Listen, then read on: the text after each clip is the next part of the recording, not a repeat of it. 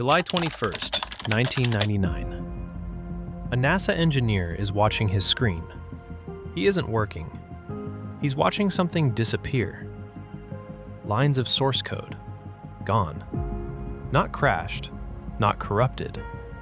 Taken. The International Space Station is drifting 250 miles above the Earth. And right now, its life support systems are vanishing from the network. Not a glitch, not a drill, a heist. They aren't stealing money. They're stealing the code that makes air. Within weeks, the same hand reaches deeper. The Pentagon. Nuclear defense protocols. Pulled. Military passwords. Captured. Classified intelligence on Soviet warhead sites. Read by someone who was not cleared to sneeze near a government building. The most protected network on Earth was being quietly gutted by someone running a 56K modem from a suburban bedroom. The FBI expected a foreign operative, a nation-state actor, a terrorist cell with resources and a motive. Instead, they found a 15-year-old kid in his pajamas. This is the story of Jonathan James, the first juvenile ever sentenced for cybercrime in the United States. The boy who broke into the most secured systems on the planet just to see if he could. Jonathan James didn't use computers. He understood them, the way some kids understand music or language or people. Instinctively. Completely. At 8 years old, while his classmates were learning to read analog clocks, Jonathan was reverse engineering his father's parental control software. He didn't ask for the password. He didn't need it. His school gave him a C in math. He didn't study harder. He hacked the grading system, printed himself a perfect report card, and handed it to his parents. It worked. It was his first successful system breach. He was 12, and it occurred to absolutely no one that this was a warning sign. Online, he was comrade. He spent his nights deep in IRC channels, anonymous rooms where people traded exploits the way other kids traded baseball cards. He learned buffer overflows, packet sniffing, social engineering, the quiet art of being somewhere you are not supposed to be. At 15, he hit Bell South. He didn't steal anything. He didn't delete anything.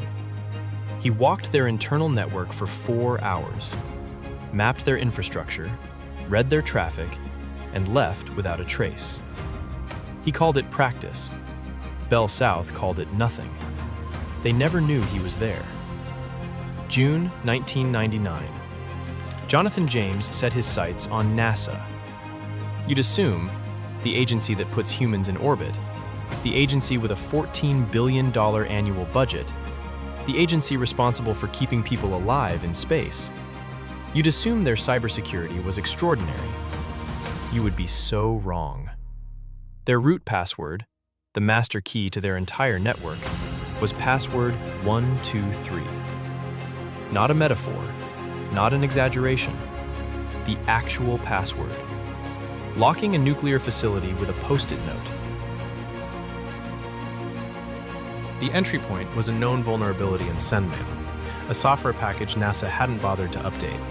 A patch had existed for months. Nobody had applied it. Jonathan applied himself instead. Within minutes, he had root, full administrative access to NASA's Marshall Space Flight Center network. He was in. What he downloaded was not just data. It was the source code for the Environmental Control and Life Support System, the ECLSS, the software that regulates oxygen levels, scrubs carbon dioxide, and manages cabin pressure aboard the International Space Station. Software valued at over $1.7 million. Software that, if misconfigured, could suffocate 3 astronauts in low Earth orbit. He downloaded it in about 20 minutes. His modem was slow. When NASA finally detected the intrusion, they did the only thing they could think to do. They shut everything down, every networked system, offline, for 21 days. The International Space Station orbited Earth in complete digital isolation. The crew went about their routines, making air, filtering water, doing science, completely unaware that a teenager in Florida had their life support code sitting in a folder on his desktop. NASA spent $41,000 on the incident response. Jonathan spent nothing. NASA was the warm-up. Jonathan moved on to the Defense Threat Reduction Agency, a division of the Pentagon responsible for tracking and countering weapons of mass destruction. He routed his connection through 17 proxy servers across 4 continents: Amsterdam, Tokyo, Sao Paulo, Toronto. A digital maze designed to make him untraceable. It almost worked. He installed a packet sniffer inside the Defense Threat Reduction Agency's network, a piece of code that sat silently between their servers and copied every packet that passed through. Emails, memos, classified communications, everything.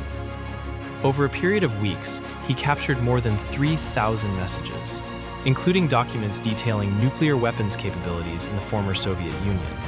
Intelligence that took years to assemble. Intelligence that generals were briefed on in secure facilities with armed guards outside the door. Jonathan read it in his bedroom while drinking Mountain Dew. By the time it was over, Jonathan James knew more about America's nuclear posture than most 4-star generals. Not because he was looking for power, not because he had an agenda, because the door was unlocked, and he wanted to know what was behind it. They had been building the case for weeks, logging every connection, cross-referencing every intrusion timestamp, patient in the way that federal investigations are patient, methodically, expensively, inevitably. The circled IP address on their whiteboard resolved to a Bell South residential subscriber in Miami, Florida. They ran the account. They got a name. They got an address. They got ready. January 26th, 2000. They kicked down the door before sunrise. When the FBI agents flooded through the house, weapons drawn, badges out, they found a teenager sitting calmly at his desk. The monitor was still on. He looked at them and said, Jonathan James was the first minor in United States history to be sentenced for cybercrime. He was 16 years old. The system that prosecuted him had no framework designed for what he was. Not a spy, not a criminal organization, not a threat with an ideology. Just a kid who was curious about whether the doors were locked. They sentenced him to 6 months in juvenile detention and banned him from using computers. He served his time, he got out, he tried to move on. The system had other plans. In 2007, a massive data breach hit TJX Companies, one of the largest retail hacks in history. Credit card data from millions of customers. A sophisticated, coordinated operation. The FBI came back to Jonathan.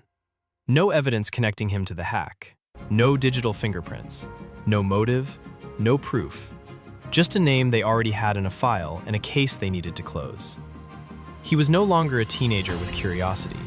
He was a prior offender with a permanent label, and that label, it turned out, never expires.